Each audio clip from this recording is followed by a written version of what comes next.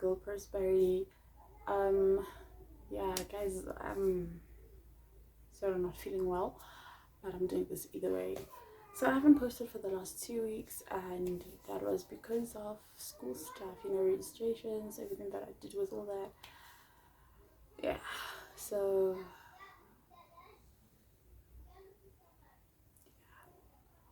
please don't forget to subscribe. Bye. Oh my word, hi. It's been a while. Like, serious while. Ever since I actually made a video, and it's because I wasn't feeling well. I wasn't good, so today here I am. I'm back again. It's another Friday. I promised I'd post every Friday, so this Friday I'm here. So hello, your girl, and welcome back to my YouTube channel. Please don't forget to subscribe, like, comment down below, and click the notification bell. Guys, please subscribe. Like, please subscribe. Don't just watch, subscribe, so that you can come back for more content, great content from your girl Prosperity. Okay, so guys, today we're gonna be talking about toxic relationships. Yeah, we're talking toxic, baby. I believe that each and every one of us have met someone toxic just once in our lives, and for some people it's something that's reoccurring. Actually, it comes back, and they keep on meeting these toxic people. And when I talk about toxic people or relationships, I'm not just talking about romantic type of relationship. For me, relationship is actually a broad word. It's very broad. When I try to explain it, when you talk relationships, I'm talking romantic ones, I'm talking friendship, I'm talking family, the relationship you have with your colleagues, with your church mates, or sisters and brothers in Christ, whichever you actually want to call it. I'm talking about your classmates, Yes, that's what I'm talking about. So yeah, it is a broad word. Very broad word. It can even be an acquaintance. So that's what I'm going to be talking about today. The biggest one of them all being toxic relationship, or toxic relationships from our parents. It's a topic we're not ready to talk about, a topic that parents are not ready to face, but anyways, we move. But guys, yeah, when you talk about toxic relationships, we're talking about people that actually are very toxic, and they hurt you in different ways. It can be emotionally, it can be physically, it can be mentally, it can be any type of they just hurt you that way. It can be verbal. Either way, guys, either way. So that's what toxic relationships or toxic people are actually like.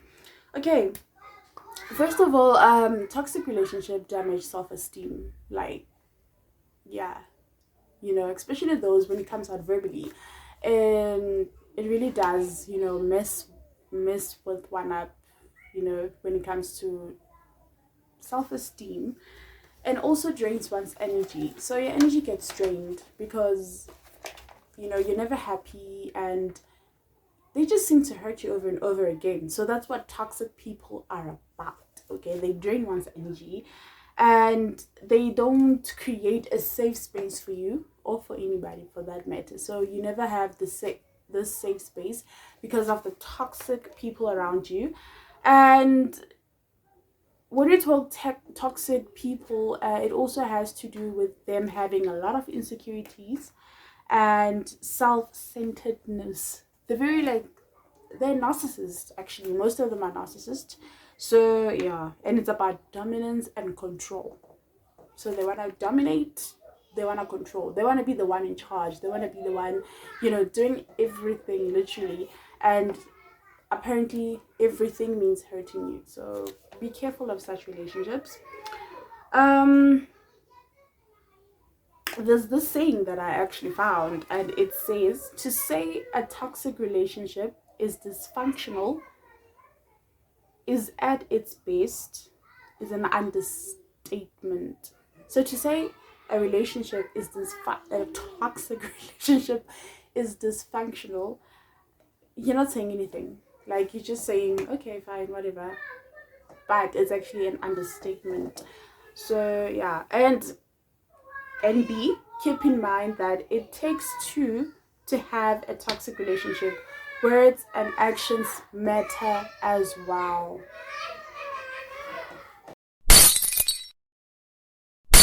Keep in mind that it takes two to create or make a toxic relationship. So be careful of such, words and actions matter as well. So the way you say things, the kind of words you actually, say to your, in a relationship, to your partner, to your parents, to your children, to your friends, everything, they actually do matter a lot. Okay, so guys, take note of this. Physical, substance, sexual, emotional, mental abuse is extremely toxic, and it requires intervention. So if you're experiencing any of those, whether mentally, physically, whether it's just substance abuse, sexual abuse, emotional abuse, you need intervention, and I hope that you do get that. And for interventions or help with probably one of those, there's this organization, I think it's FemSA. Please go through look FemSA and try to contact them, and they could probably help with whatever problem that you are facing. So I'll make sure that I leave the numbers or something down below in the description box, so that you guys can actually find it easier to have someone to talk to regarding whatever you're going through with that toxic person next to you. Okay, so now we're going to be talking about the different types or the different kinds of toxic people that we do have in our midst, in our lives, or whatever. So the first one being the deprecator or the belittler. This person belittles you. They constantly belittle you. They make fun of you. And anything that you say to express your ideas or your beliefs, is totally stupid, according to them. So whatever you say, like, that's stupid. Whatever you say, they laugh. Even if you're serious, they laugh. So they belittle you. They actually make you feel like, you're nothing. You're just down there. That's them. And they will not hesitate to belittle you in public. And they will claim it's a joke. Embarrass you in front of your friends, in front of your family, and they claim it was actually a joke. So be careful of such things, such actions. Yeah. And because of that, you may begin to think that you are not making good choices. You might think that you're not doing anything right. You might end up even feeling useless because of the things that they do say, and they do not say them directly to you, but they say them when you guys are in public. So yeah, it's bad. And in most cases, they usually tell you that you are lucky to have them and that you will never be anything in life without them.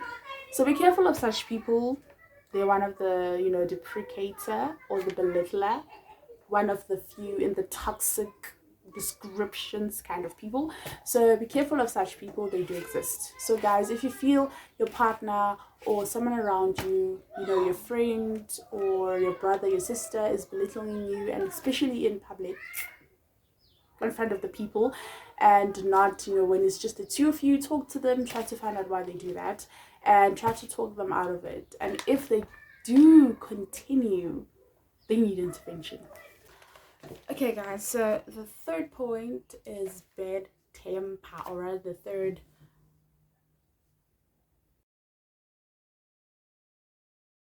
toxic trait or toxic whatever. It's bad temper. And these people are, or rather they use control by intimidation. Okay, they're very unpredictable. They're very unpredictable, and they're mostly described as, like, when you talk to them, you're like walking on seashells. So one mistake, one word that's just wrong, it's over for you. It's over for you. So yeah, they just have a bad temper. So they're part of the toxic people, and the partner really shows the side to the outside world. They never show the side to the outside world.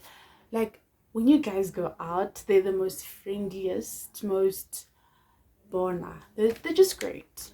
And then when it's just the two, three of you, depending on the kind of relationship you guys have with this person, they just change and they become controlling. They have this bad temper, and they use that against you. And if you confront them about something that they've done or their bad temper, they tend to do something and then they blame it on you. For example, you tell them that you did not like the way they talked to you or things like that. They're certainly gonna blame you for that. They're gonna break your glass or a window, and then the next thing is your fault. You made me do that. You made me do this. You made me. Yeah, that's them because of their bad temper. So be careful. Be careful of such people. They're just toxic. And then we go to our third point, which is the guilt inducer. When I talk about the guilt inducer, oh my word. It's not only in romantic relationships where you find this type of people, but mostly, this trait or this personality or this whatever is mostly found in parents. We're not ready to talk about that now, are we? It's mostly found in parents, and friends too. So what they do is that they control by encouraging. Guys, what's going on here? They control you, or they control by encouraging.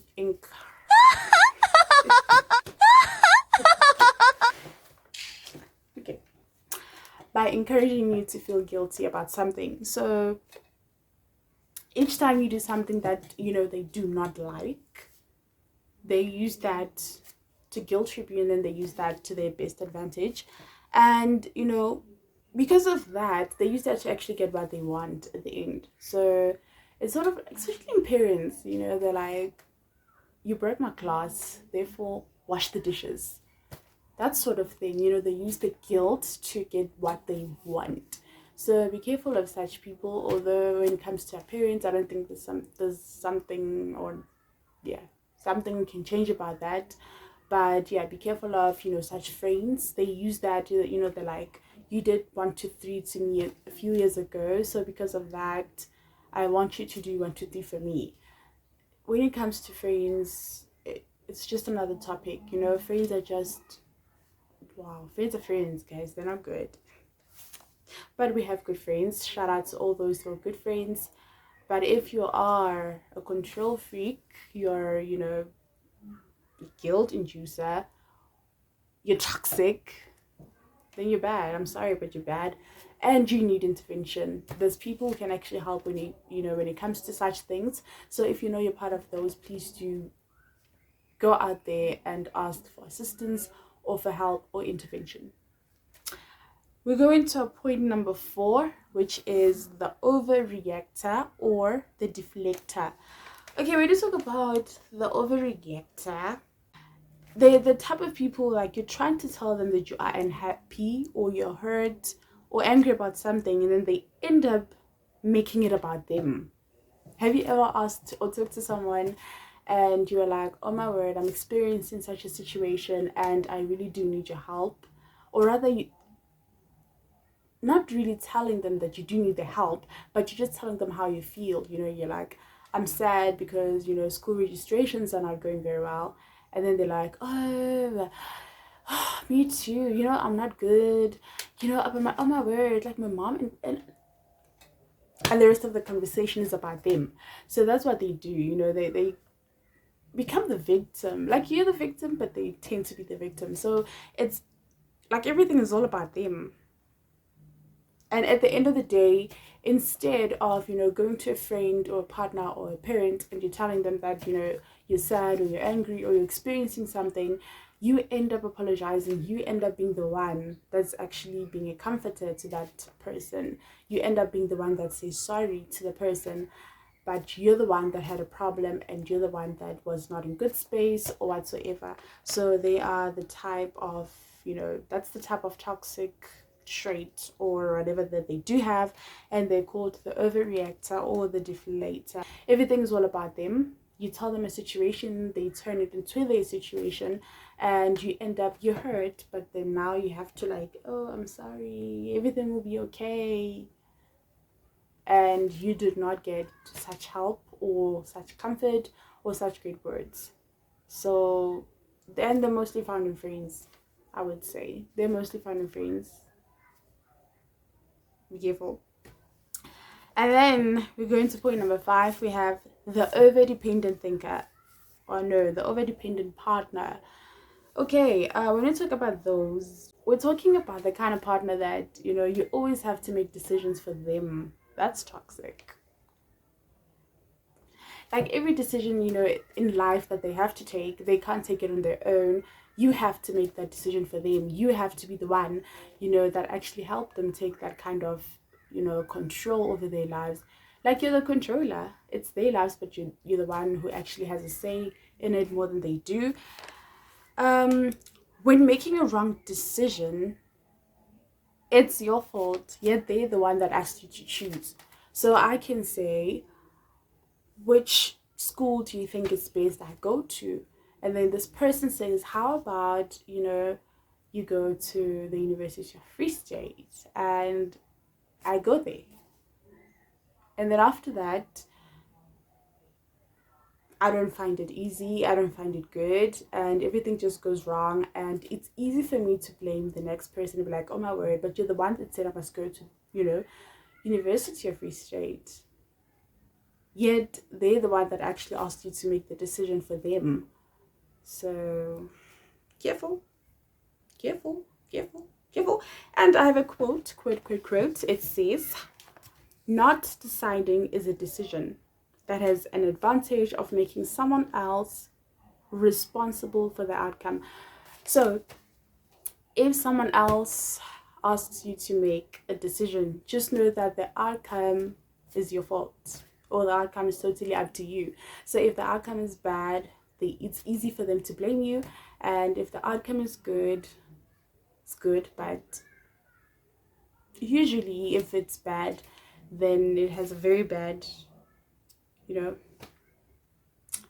lead or whatever. And to point number 6, we have the independent. When you talk about those type of people, that type of toxic it's those type of people that tell you, I'm not gonna let anybody control me. Like, you're not gonna control me. That's their motto, actually. No one is going to control me. And usually, most of the time, they don't keep their commitment. We have people that just never keep their, nothing. They always, committing themselves to something, but they never really commit to it. They're like, oh my word, I'm going to do such a thing. We're going to do this. We're going to do that. I'm going to do this. I'm going to help this or help with that. And they never actually do it. So they are the type of people. And they make it hard for you to actually create plans, because they never actually committed to anything.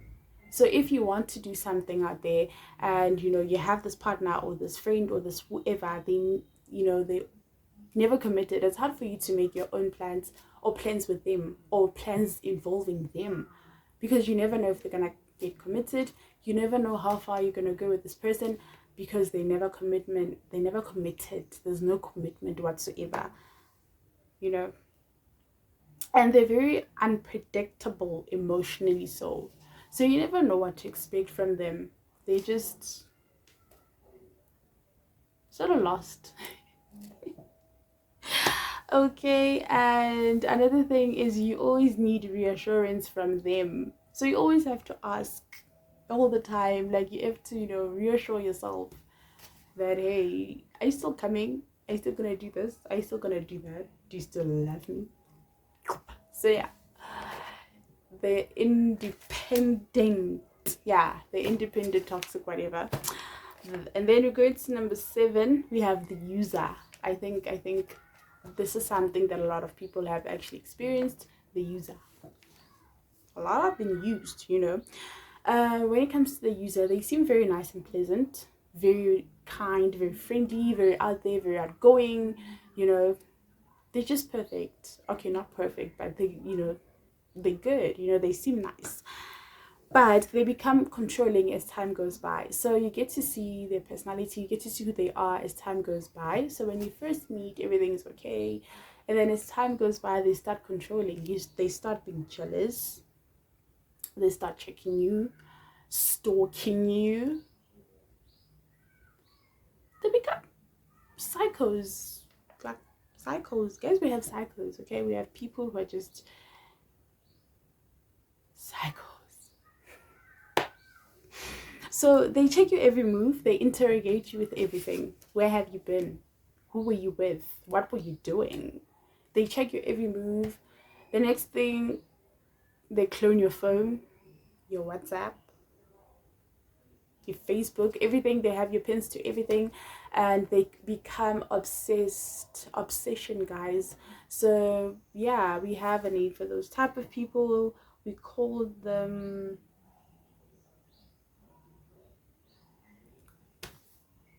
guys, I just talked about point number 8. I don't believe it. I do not believe it. What? Guys, the user. I was talking about the user, right?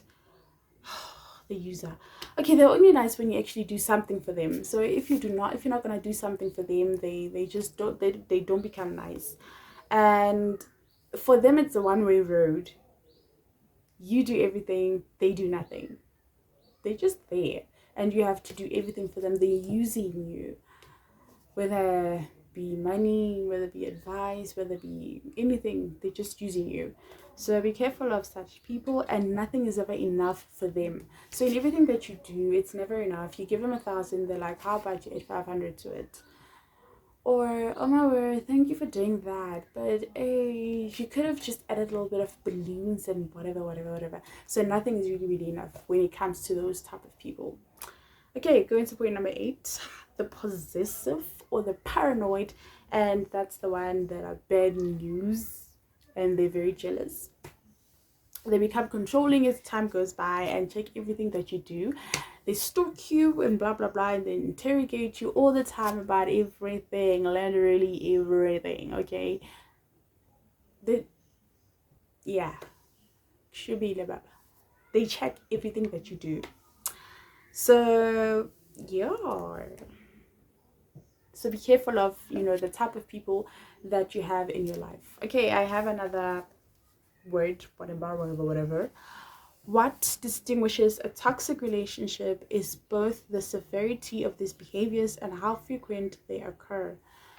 So if it happens once and you talk to that person and then did they totally stop or become better, that's something.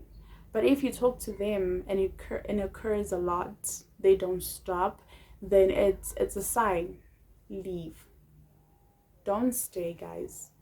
You know, it also leads to these gender-based violence, you know, relationships or situations or outcomes.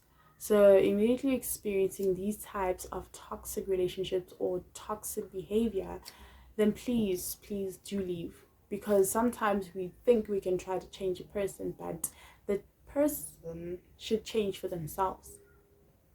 We can't change everyone in the world, unfortunately. And narcissism may be part of the problem. Narcissism is often a reaction to underlying insecurities.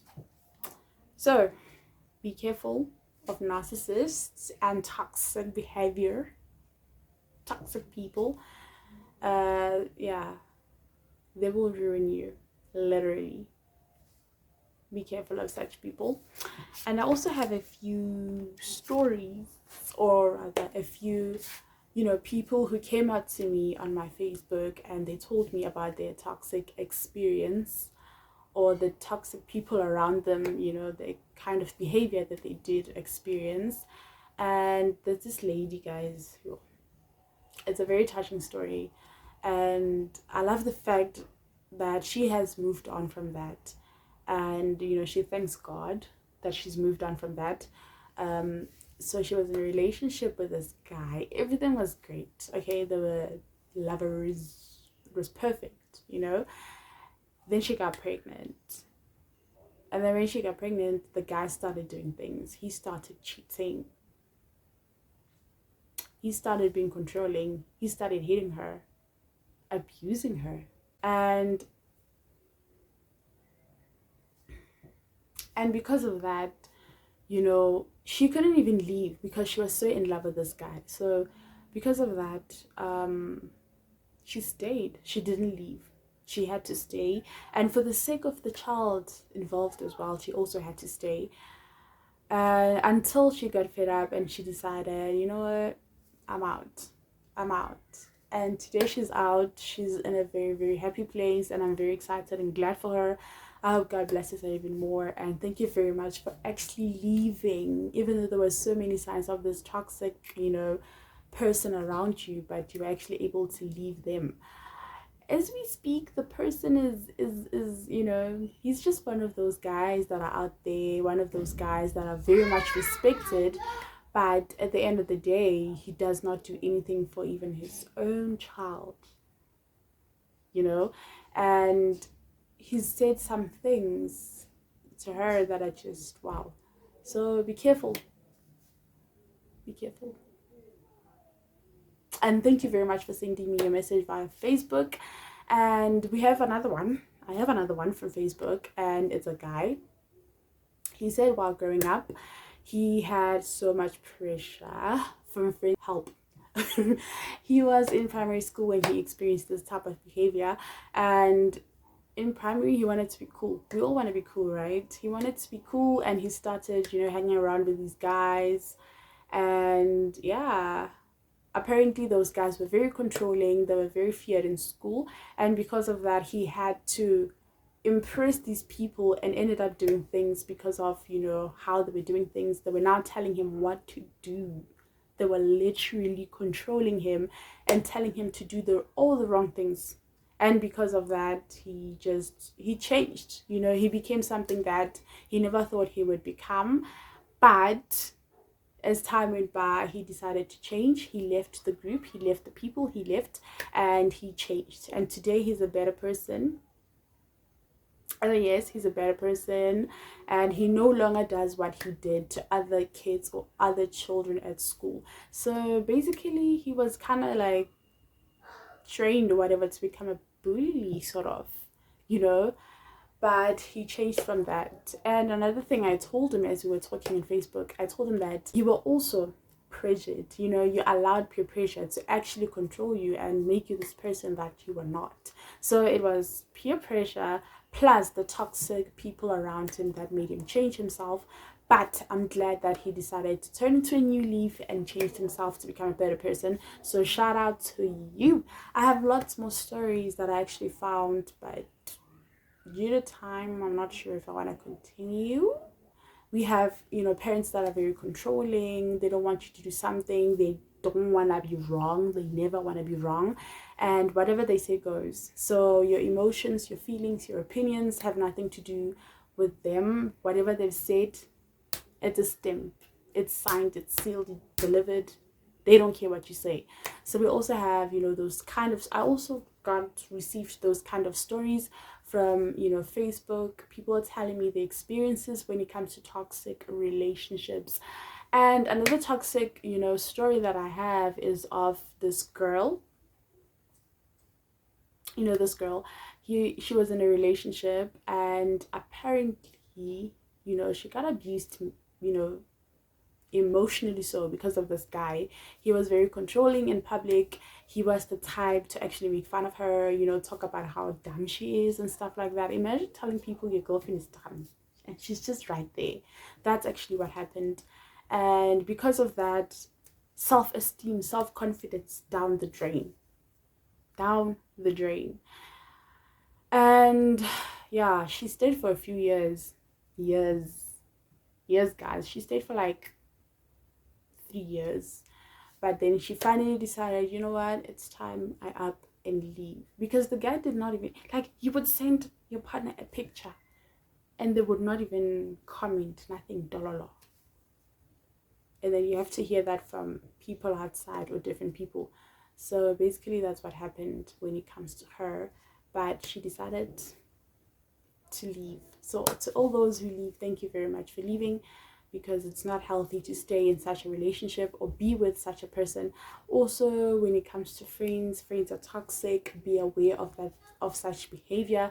And yeah, guys, thank you very much for joining. Please don't forget to subscribe, like, comment down below, and click the notification bell. I can't wait to see you again next time. I promise next Friday there's a video coming up, and oh, there's another video coming up. Oh, I'm so excited. But you guys will see as time goes by the end of March there's a video coming up. It's very exciting. It's very innovating and motivating, so please do stay tuned for that. Please don't forget to subscribe, and thank you very much to all those who subscribe. Thank you, I love you, and bye guys. Thank you.